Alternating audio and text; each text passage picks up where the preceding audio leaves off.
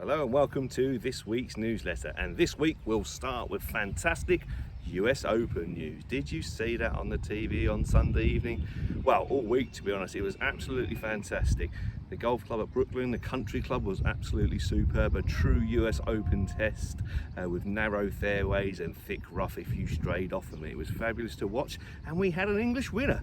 Matt Fitzpatrick, what a win that was, fantastic. And Matt Fitzpatrick played that fantastic bunker shot on 18, which I'm going to try and replicate here on our 10th fairway bunker in a little while. But yeah, wasn't it fantastic to watch? Superb stuff. Always thought Matt Fitzpatrick had the bottle, I would say, to go ahead and win those big tournaments. You don't win a US amateur championship as a kid without having something up there, having the nerve to hold you down the stretch of a big tournament. So it's good to see. He's won lots of times on the European Tour. Interestingly enough, has never won on the PGA Tour. So that was his first win in America as a professional, so that was fantastic to see. Sweepstake results now, so let's let you know who won what. I've got them here on my iPad, so yeah, the lucky ones. So, and it wasn't a fix, by the way. Stu Pearce, club vice captain, managed to draw Matt Fitzpatrick. It really wasn't a fix. I know you don't believe me, but it wasn't. Well done, Stu. He won £100 onto his home pro shop account with Matt Fitzpatrick. In tied second place and £50 each was Scott Watson and Scotty Scheffler and Dave Punter and Will Zalatoris. They both won £50 onto their pro shop account. Well done to you two. In fourth place was Martin Bullen and Hideki Matsuyama. You won £20, well done Martin. And in fifth place, winning £5 each, was Dan Mitchell, who had Colin Morikawa, and Ian Harbord, who had Rory McIlroy. You also get £20 for the lowest round of the day. So Adam Hadwin had a 66 on day one. So he's won. Dale Kippens won £20 onto his pro shop account. Round two, Colin Morikawa had a 66. So Dan Mitchell was won £20 onto his account. Round three, Will Zalatoris had a 67. So Dave Punter's won £20 onto his account. And round four, Hideki Matsuyama shot 65, so Martin Bullen won £20 onto his pro shop account. Well done to all the winners there. Fantastic to watch Matt Fitzpatrick do that. He really was superb. Interestingly, renowned for his good putting, he was superb tee to green that week. I think he hit 17 greens in regulation in the last round, which is phenomenal in the US Open. And I say that bunker shot on the last was special, and I'll try and replay that in a little while. But yeah, great to see. Next up, we've got the 150th Open Championship at St Andrews in July. Week commencing July, well, it starts on July the 14th, my wife's birthday.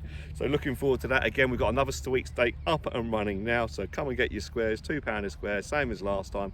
Come draw a player, see if you can be as lucky as Stu Pearce and draw out the winner. But yeah, come and get those squares now. That starts on the 14th of July, the 150th Open Championship. 150, that's history over up in St Andrews. So that'll be great to watch as well. Tiger's back, he's going to play, and interestingly enough, the R&A have announced that the Live Tour players can play in the Open Championship at St Andrews for this year, so we'll see what happens with that going forward. Right, okay, let's now move on to Galston Golf Club news and competition results there. Let's go back to last Thursday's men's midweek Stableford, where Ray Pope won Division 1 with 39 points, beating Bill Ball on countback also with 39 points. In Division 2, David Coe won with 37 points, being Jim Woodhouse and John Hotwood on countback, both all with 37 points. And in Division 3, where are we? John Mills won with 41 points. Well done, John. Phil Church came second with 40 points. Jerry Patterson third with 39 points, beating Reg Cadmore on countback, also on 39 points. So good scores there in Division 3. Well done, John. On Saturday, we had the Harvard Cup, the mixed medal competition, where Daniel Crosby won with a net 71, beating Stephen Hall on countback. Well done to you two. Kev Shaw third on 72. And then yesterday, Wednesday, the ladies played their divisional medal and Win Merchant Salver, and Gal Chapman won Division 1 beat with a net 70, beating Jan Parsons on countback also with a net 70. In Division 2, Vera Warnoff won with a net 69, well done Vera. And Division 3, Andre Bloomfield won with a net 67, well done Andre. I don't know who won the Win Salver Merchant, but Andre had the best score of the day, so I guess she must have done. But well done to all three divisional winners. In the latest Captain Pro news, we played against Steve Hall and Matt King last Thursday. Had a thoroughly enjoyable game in the sunshine. It was lovely out there, and we managed to win. We managed to win by 2 points, I think it was, 41 to 39. So we both played better this week. First time we played quite well. Keith was very good, especially around the turn. He's very good at making those net birdies around the turn, which really helped our score. Matt and Steve played okay. They were okay. I mean, Matt was holding everything on the greens, and in the front nine they were ahead, but we just managed to get him around the turn and then hold our lead going into the last few holes. It was good fun. Thanks very much for the match, gentlemen. Thoroughly enjoyed it. And I say you'll have a 2-point disadvantage going into the finals day. This week, this afternoon, this evening, me and Captain Keith are going to be playing Aidy Price and Nigel Stone, so very much looking forward to that as well. Right, so back to replaying Matt Fitzpatrick's fantastic fairway bunker shot on the last hole in the US Open. He needs to make par to win it, and he pulled his 3-wood off the tee into the fairway bunker. We forgot to mention his caddy, didn't we? Billy Foster, 40 years of caddying for some of the best players in the world and never won a major. And he finally did it, carrying the bag for Matt Fitzpatrick. He was very emotional at the end, and that was great to see as well, because he's a great character, Billy Foster. You'll always hear him on the bag having a bit of a laugh with Matt Fitzpatrick or whoever he's caddying for, so that was good to see Billy Foster crack his first major. Anyway, back to the fairway bunker. It will go down, I think, as one of the greatest shots in the history of golf. He had an 8-iron, so he had about 160 yards to the green. He had to kind of fade it a little bit left to right because he was kind of up against the lip if it was going straight to the pin, so he had to start it a little bit left and then slice it back in, which is a little bit easier to do out of a fairway bunker than it probably is out of grass and certainly the rough, because at least you can get a bit of purchase on the golf ball and create more spin out of a fairway bunker. Out of the rough, you're going to get a bit of grass between the club face and the ball, and you can't get as much purchase on the ball, so you can't get as much spin. So that's backspin and side spin. So that was a little bit of a good thing for Matt Fitzpatrick, that at least he could bend the ball out the fairway bunker. But that doesn't take away how good a shot it was. Okay, so first of all, he picked a club that he knew he could get up and over the lip. That is always key. Now for him, that meant he couldn't go straight at the pin. He had to start it left to get it over the lip, to bend it back onto the green with a bit of slice spin, but he still picked a club, number one, that he knew could clear the lip on the bunker. And say from 160 yards, he can do that with an 8-iron, and he got it up high enough. Okay, so how did he play it? Well, interestingly, he said he has struggled with fairway bunkers all year. He struggled with the strike all year out of fairway bunkers, and as is golf, you know, when you're under the gun, you know, you have to face those tough shots that perhaps you're not very confident with.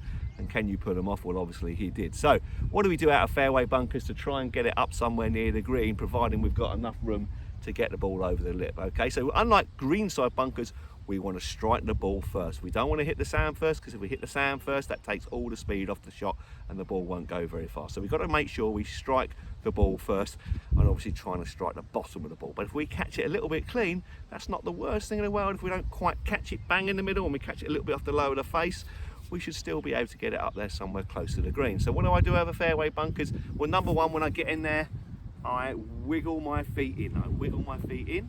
Okay, to give me better grip. And then I move my hands down the grip a little bit. So normally I'd have it there. I'd move my hands down the grip.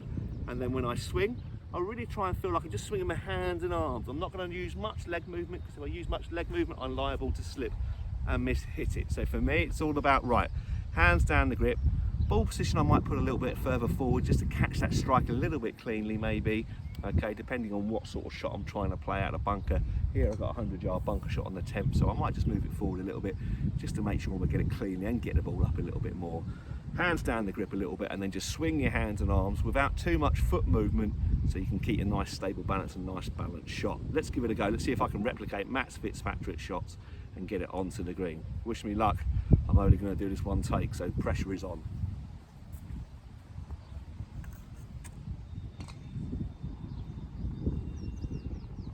Wiggle my feet in, hands down the grip.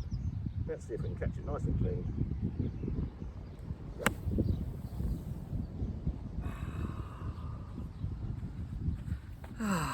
Disappointing, got it out, but did catch the sand a little bit early. I'm going to put that down to lack of practice, because I haven't been out hitting balls all morning. I've literally just got here into the shop, opened up and come out here to do this video. So that's my excuse and I'm sticking to it. Just caught the sand a little bit early, so it's just come up, where is it? 10 yards short of the green, which is a bit disappointing for that. But anyway, number one, that's the most important thing. I got it out. Right, that's it for this week. Thanks very much for watching, and I look forward to seeing you all soon. Take care, bye-bye. And don't forget to rate the bunkers as well. We all know there's still a bit of an issue out there, so please rate the bunkers. Look, it's not difficult. Here we go. Push it down, back, rate it forward. Push it down, back, rate it forward. That's all we've got to do. How hard is that? Take care, bye-bye.